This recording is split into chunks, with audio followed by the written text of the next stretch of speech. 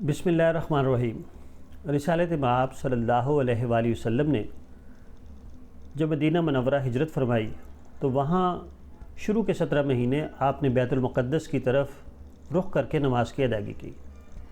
سن 2 ہجری میں قبلے کی تبدیلی کا حکم ہوا۔ اس کے بعد رسالت مآب صلی اللہ علیہ وآلہ وسلم اور صحابہ اکرام نے بیت المقدس کے بجائے بیت اللہ کی طرف رخ کر کے نماز کی ادائیگی کی۔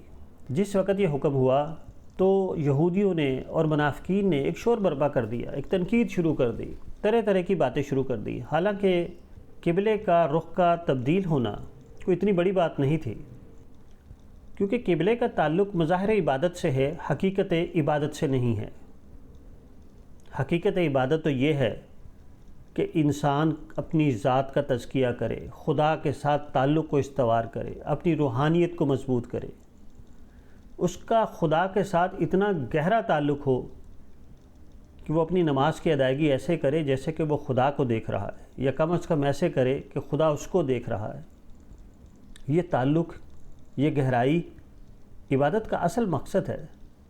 لیکن قبلہ جو ہے وہ تو ایک رخ کا تعین ہے۔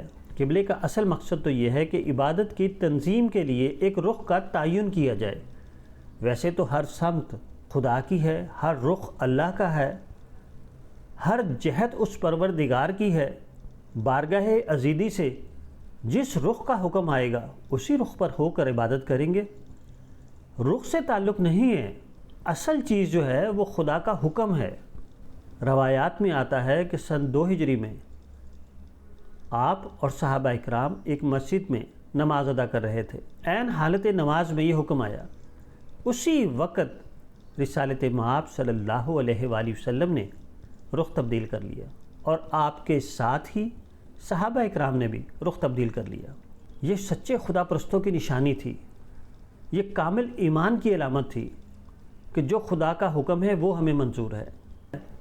لیکن یہودیوں نے کہنا شروع کیا کہ شروع دن سے انبیاء کا رخ بیت المقدس کی طرف رہا ہے، اب ان صاحب نے خانہ کعبہ کی طرف کر دیا۔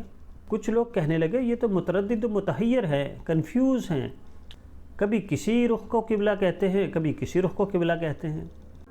یہ وہ لوگ تھے جو سچے خدا پرست نہیں تھے، جو خدا کے حکم کی اہمیت نہیں سمجھتے تھے۔ اصل میں یہ قبلے کا رخ تبدیل ہونا ایک علامت تھی کہ اللہ تعالیٰ نے بنی اسرائیل کو امامت کے منصب سے معزول کر کے امت محمدی کو امامت کے منصب پر فائز کر دیا ہے۔